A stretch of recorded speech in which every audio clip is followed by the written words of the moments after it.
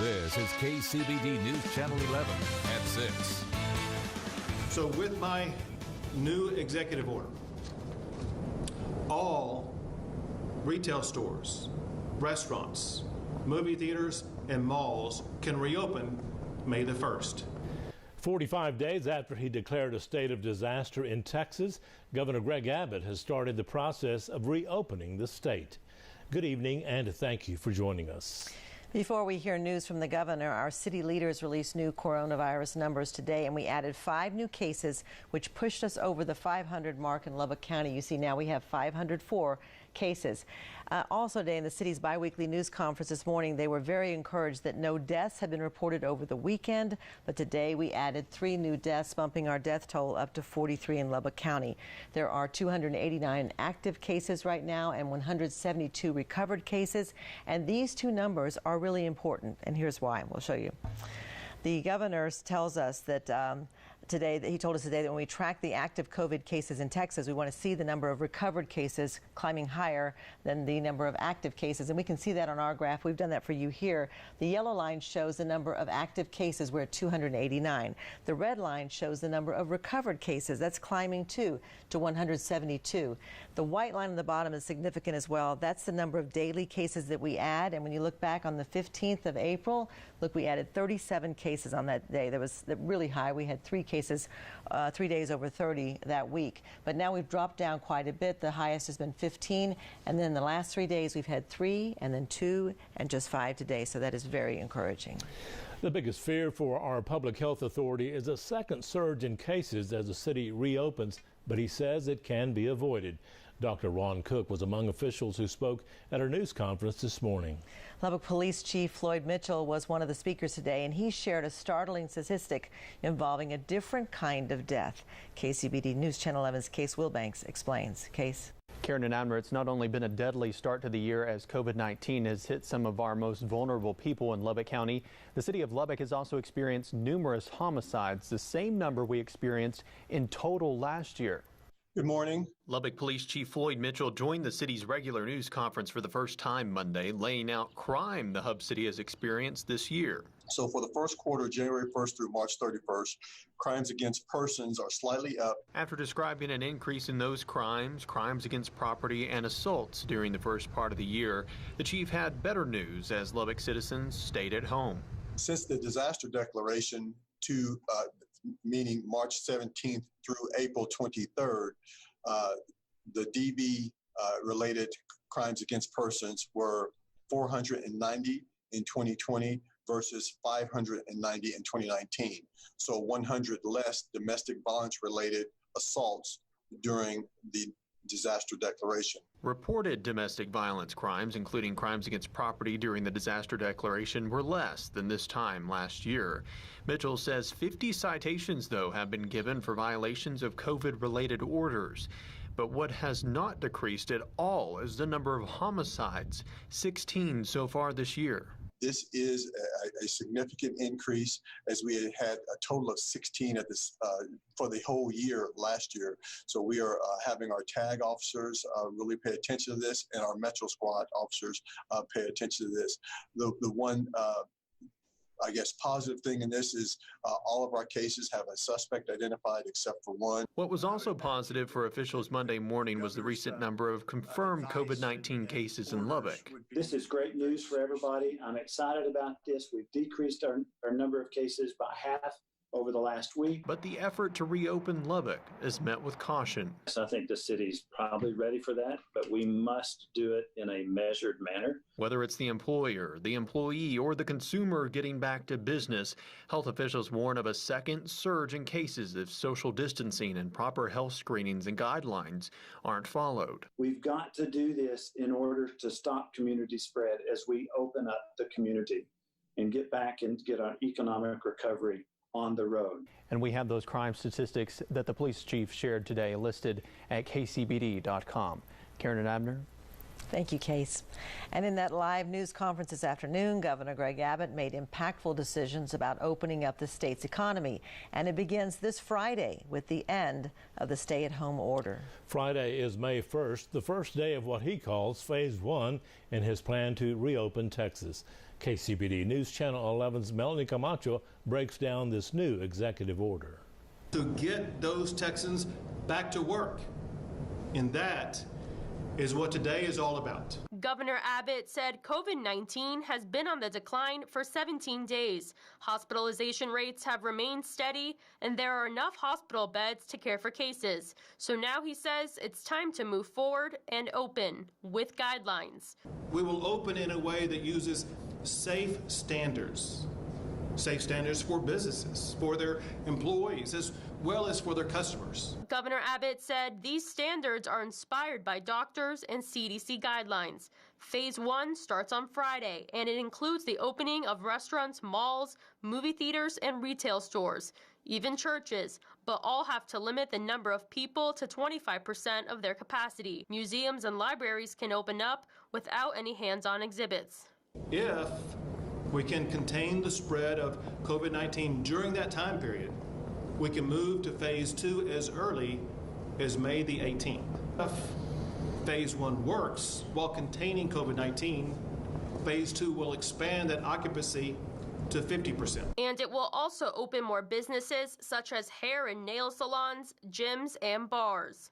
Strategic approaches required to ensure that we don't reopen only to have to close down again. Governor Abbott said they're already using a tracing system to contain COVID-19, and that includes establishing call centers and mobilizing contact tracers. They test for those who may be affected. They then help isolate those who test positive. Then they try to locate everyone who has been in contact with the infected person. And then they work with them to self-isolate for 14 days. And testing will be increased. We should easily exceed our goal of 25,000 tests per day. Counties with 5 or less cases have some exemptions to this executive order. For more information, visit kcbd.com for the guidelines. Melanie Camacho, KCBD News Channel 11. And all along, we have been encouraged to get outside and enjoy some fresh air, but individually, of course. And today, the governor said we can get back to enjoying outdoor sports like golf and tennis as long as there are no more than 4 people playing at a time.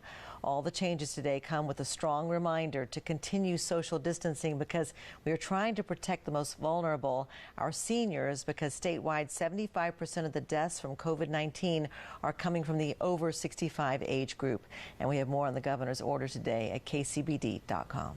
Today we were able to speak with Mayor Dan Pope regarding the governor's plan to reopen Texas. The mayor previously created his own economic recovery task force, and that group had planned to present its recommendations to the Lubbock City Council tomorrow.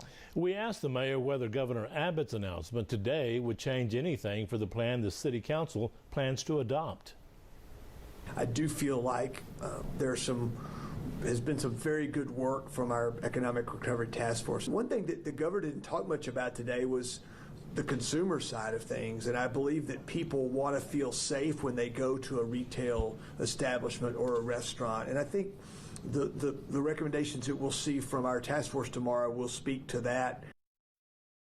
Recovery Task Force will present their recommendations on reopening Lubbock tomorrow during a City Council meeting at 2 o'clock. And exposure sites are something the city is watching carefully as always, and you can see the number of cases linked to nursing homes is sitting at 223. That's the same as it was on Friday. Catherine Wells from the Lubbock Health Department said today they have completed testing at Whisperwood Nursing Home, but there are still some cases there, and nursing homes are still an issue that continues to be investigated. So that number is good that it's staying there now. The known exposure has climbed the most at 150, which means that they probably know where they got it, probably somebody in the family. The exposure among healthcare workers is 29, the same as it was on Friday. And here is our county-by-county breakdown of coronavirus cases across the South Plains. Hale County confirmed 5 new cases today. Garza County reported its first case, and with Lubbock County's additional 5 cases, we have surpassed 600 cases on the South Plains at 604. However, there have also been 210 recoveries. And here's our map documenting deaths on the South Plains. Lubbock County reported 3 additional deaths today, bringing that total to 51. Turning now to our... Tonight, some restaurants are already preparing to reopen on Friday under the governor's new order. Mark McDougal, who served on the governor's task force to reopen Texas, also owns Table 82 in southwest Lubbock. He says Governor Abbott listened to everyone's opinions on the task force and told the committee he knew that not everyone would agree with his decisions today, but he kept safety as a priority in mind. Would we have liked to have seen 25% or 50 in restaurants and retail? Certainly, we were pushing for 50, but the 25 is certainly a step in the right direction. And you've got to take into account the medical experts as well. And so I think it's a good starting place. And we'll see how this works the first 2 weeks, and hopefully we can continue to expand. So restaurants can start reopening this Friday, but not bars, not yet until at least mid-May. McDougal also clarified the difference between a bar and a restaurant. He said if you sell more than 51% alcohol, then you are considered a bar in the state of Texas. Only hours after Governor Abbott made the announcement that movie theaters will be allowed to reopen on Friday, one local theater announced they're not ready. Alamo Drafthouse, the Austin-based theater chain, took to Twitter to announce that even though the stay-at-home order will expire April 30th, the establishment will remain closed until they feel it is safe to open. In their tweets, Alamo Drafthouse officials said opening safely will be extremely complex with countless new procedures and extensive training, something they cannot do casually or quickly. Garza County announced today that it will have a mobile testing site set up there at their county courthouse tomorrow. You will only be screened if you have symptoms, though, like a fever, cough, runny nose, and loss of taste or smell. The site will be open from 8 a.m. until 5 p.m. and testing will be free.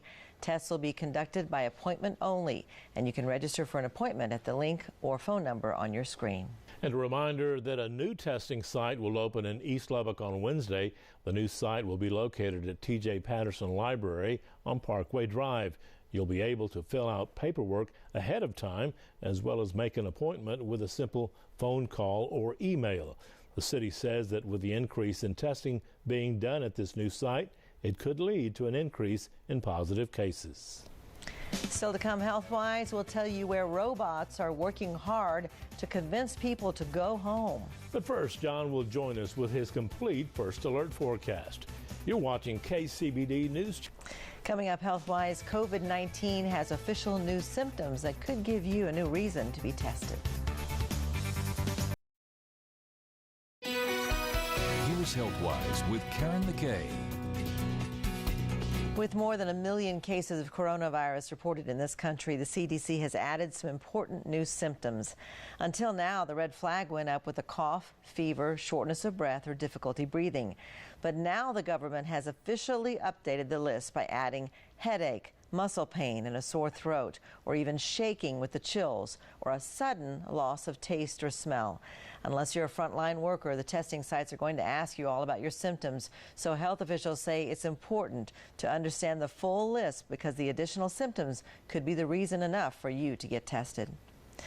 Now here's an odd problem that is surfacing as people are encouraged to wash frequently and use hand sanitizers. The FDA says too many kids are drinking it. The government's Poison Control Center is reporting the number of calls last month related to hand sanitizer increased by nearly 80% compared to the same time last year.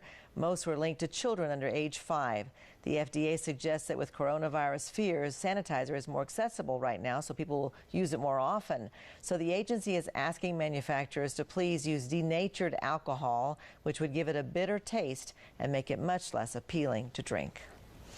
And here in West Texas, we are encouraged to get out and enjoy the fresh air at a safe distance apart, of course, but not in Singapore, where robots cruise through the area parks with a strong message. Gatherings at this park are not allowed. Stay safe. Stay home.